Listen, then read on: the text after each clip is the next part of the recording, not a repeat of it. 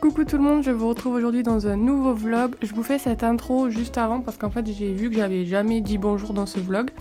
Il va être un petit peu particulier, en fait je vous ai filmé les coulisses du calendrier de l'Avent, mais j'ai parlé juste pendant une séquence. Après j'étais en famille, en fait je faisais ça autour de... Il y avait toute ma famille autour, du coup j'ai coupé tous les fonds. Mais par contre je vais répondre à vos questions en même temps dans ce vlog, donc j'espère que ça va vous plaire et je vous laisse avec la suite.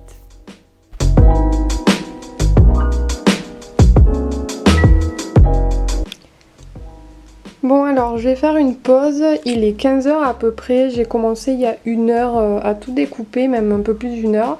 J'ai pas mal avancé, je suis plutôt contente, donc je vous ai tout mis de dos, je vous ai mis tous les versos pardon, pour pas vous spoiler en fait de ce qui va arriver, mais du coup il y a chaque fois c'est les paquets pour certains jours, donc j'en ai fait 1, 2, 3... 4 et je suis en train de faire ceci. Donc voilà, il me reste encore tout ça. Alors je sais pas si vous allez voir, mais il y a énormément de papier. Donc voilà, je suis vraiment super ravie du résultat. Ça avance plutôt vite. Le but c'est que je finisse tout aujourd'hui. Donc voilà, je vais pas chômer. Là je dois partir, mais dès que je reviens je m'y remets. Je sais pas si je vais tout vous filmer parce qu'en fait je peux pas trop vous montrer, étant donné que je voudrais pas vous spoiler pour ceux qui l'ont commandé. Et je fais toujours la même chose, donc en fait c'est pas super intéressant. Mais je vais essayer de vous filmer quelques petits bouts. C'est possible que je parle pas aussi très fréquemment dans cette vidéo parce que je suis vraiment très concentrée là-dedans. Mais j'essaie de vous filmer quelques petits trucs. Donc voilà. Franchement c'est compliqué, c'est dur de tout découper, de tout bien découper surtout, que ce soit bien aligné, mais j'aime bien, ça fait un peu travail à la chaîne, mais en fait là je vois vraiment le résultat, tout qui commence à prendre forme et tout, donc c'est vraiment super satisfaisant. Donc voilà, j'aimerais tellement vous les montrer, mais malheureusement je peux pas, et il y a déjà pas mal de chutes, donc voilà.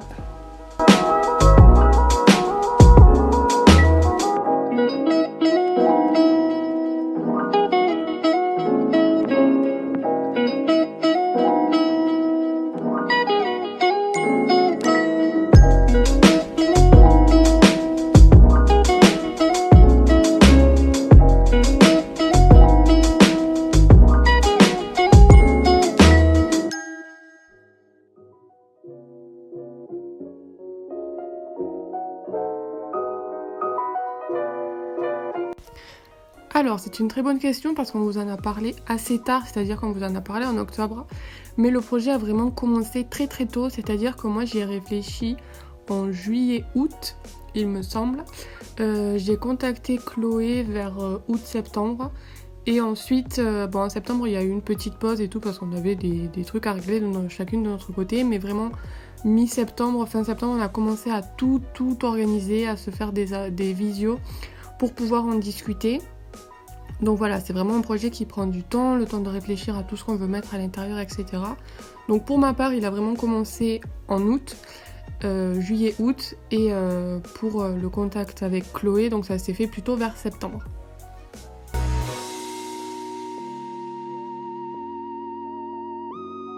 Alors pour trouver des collaborations, moi j'ai pas vraiment cherché, c'est quand j'ai pensé à mon calendrier, j'avais des idées de produits que je voulais mettre dans mon calendrier qui matchaient super bien avec l'univers de Chloé.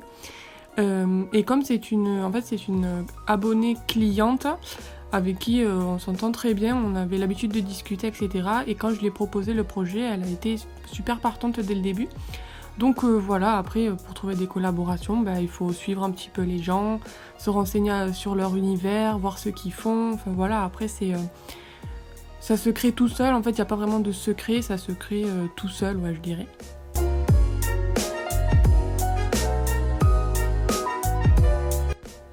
Alors pour se lancer dans un si gros projet, je dirais qu'il faut au minimum avoir de l'expérience en fait dans la vente, sur la boutique, etc., sur les produits qu'on veut vendre, sur la qualité de ce qu'on veut mettre aussi, sur l'emballage, il faut vraiment avoir de l'expérience. Moi, ça fait maintenant, ça va bientôt faire 3 ans que j'ai ma boutique. C'est la première année que je fais un si gros projet comme ça. J'ai d'autres idées de projets, mais qui seront plutôt seules cette fois-ci. En fait, maintenant, j'ai mes habitudes en termes d'envoi, en termes d'emballage, en termes de qualité de papier, de l'imprimeur chez qui je vais, de la façon dont je dessine. Enfin voilà, je connais maintenant mes produits, je sais ce que je vends, je sais ce que je voulais mettre dans mon calendrier. Donc je pense que se lancer dans un si gros projet aussi, il faut avoir une base en fait, c'est-à-dire une communauté qui vous suit, qui a l'habitude de vos produits, qui connaissent vos produits, et pas se lancer dans un si gros projet dès le début de la création d'une boutique par exemple, parce que c'est un investissement, hein. On va pas se le mentir, le calendrier il est assez cher parce que il y a beaucoup de produits, ça demande beaucoup de temps de travail. Mais mes clients ont l'habitude, connaissent la qualité de mes produits, connaissent mon univers, connaissent mon travail, donc j'ai une communauté qui me suit. Et ça aussi, ça aide beaucoup. Donc moi, si je devais vous donner un conseil, c'est pas de faire ça dès la première année même de votre lancement de boutique, mais d'attendre vraiment un petit peu le temps de pouvoir mettre en place des méthodes, des outils dont vous êtes sûr de la qualité et qui vont pouvoir vous permettre de créer un si gros projet.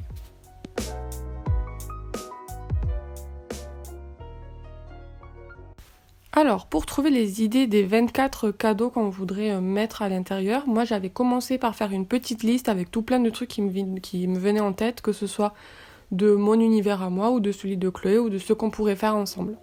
Et en fait, quand on s'est appelé et qu'on a discuté du projet vraiment en profondeur pendant plusieurs heures, moi j'avais des envies. Donc je voulais mettre des marque-pages. Bon après je vais pas trop vous dire ce qu'il y a dedans parce que tout n'est pas encore dévoilé. Mais bon, le marque-page vous l'avez déjà vu. Il y a le fond d'écran également, des stickers, enfin voilà.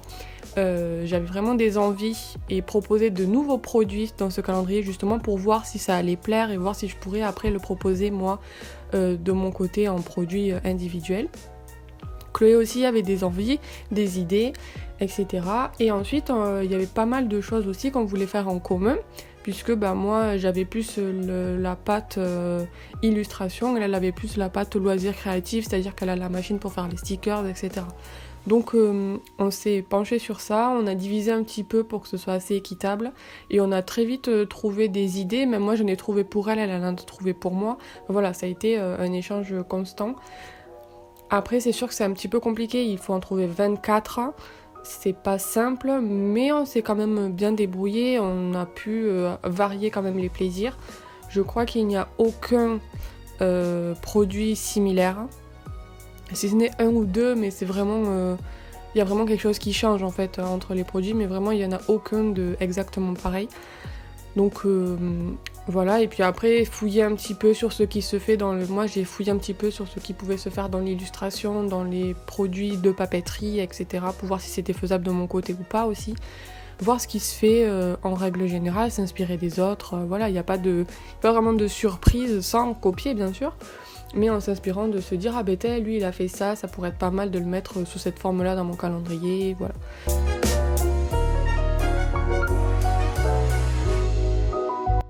Et ça sera la dernière question. Je sais que c'est une question qui est très posée. J'ai vu le vlog d'Ectomorph et ça a été aussi une question qui lui a été posée. Et je me doutais bien qu'elle allait sortir celle-ci. Alors, je ne vais pas donner de prix, moi non plus. Comme Ectomorph, je ne me vois pas donner de budget exact, de chiffres exacts. Déjà parce que je ne suis pas seule à travailler sur ce projet. Et tout simplement parce qu'on n'a pas fini de faire un petit peu nos comptes. On s'est fixé... une marge en fait, pour tout vous expliquer comment on a établi les prix. C'est-à-dire qu'on a calculé chacune de notre côté combien coûterait pour un calendrier la fabrication des produits. Donc pour ma part, tout ce qui va être impression, c'était surtout de l'impression. Chloé a calculé, elle, combien ça allait lui coûter de faire tel ou tel produit. On a rajouté à ça les frais de port, les emballages, les flyers qui ont été mis aussi à l'intérieur. Tout ça on l'a calculé pour un seul calendrier, voir combien ça coûterait de fabriquer un calendrier. On a calculé une marge aussi, tout simplement pour... on a besoin d'avoir une marge parce que c'est énormément de travail personnel et pas physique en fait, emballer, préparer, dessiner. Enfin moi faire une illustration ça me prend énormément de temps. Il y a à peu près 5 à 6 heures voire plus de travail sur une illustration qui est par illustration qui est présentée dans le calendrier. Donc c'est énormément de travail. Plus après tout ce qui va être après, donc tout ce qui est emballage, découpage, préparation des colis, etc. Donc voilà, on n'a pas encore fait les calculs parce que ça nous a pris tellement de temps qu'on a décidé de souffler un petit peu et de reprendre ça un petit peu plus tard. Je pense qu'on a été rentable dans tous les cas, mais on va être rentable pas par rapport au temps que nous a pris ce calendrier. Je vous invite à aller voir la vidéo d'Ectomorph, elle en parle très très bien. Moi je sais pas trop comment vous expliquer, mais en fait le temps qu'on met à côté pour tout préparer, tout emballer, c'est ça qui coûte le plus cher. Parce qu'en soi, pour ma part, tout ce qui est impression d'illustration, c'est pas hyper cher. Moi, j'ai un imprimeur qui me fait des prix au top et dont j'adore la qualité. Enfin voilà, il n'y a pas de souci sur ça. Mais c'est pas vraiment le produit en lui-même qui est cher, c'est vraiment la main d'œuvre en fait. Voilà. La main d'œuvre, c'est sûr qu'on n'est pas rentable dessus. Mais après c'est normal, c'est la première année moi pour ma part que je fais ça, je crois que Chloé aussi c'est la première année. On a fait énormément d'erreurs, on a appris de nos erreurs et ça sera que mieux, j'espère pouvoir relancer ça l'année prochaine, on verra bien.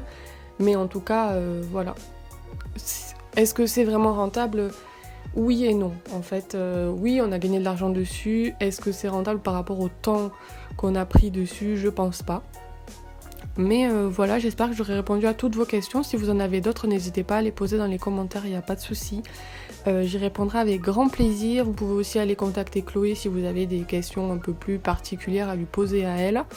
Donc j'espère que la vidéo vous aura plu. Je vous fais de très très gros bisous et on se retrouve très vite pour une prochaine vidéo. Bye bye!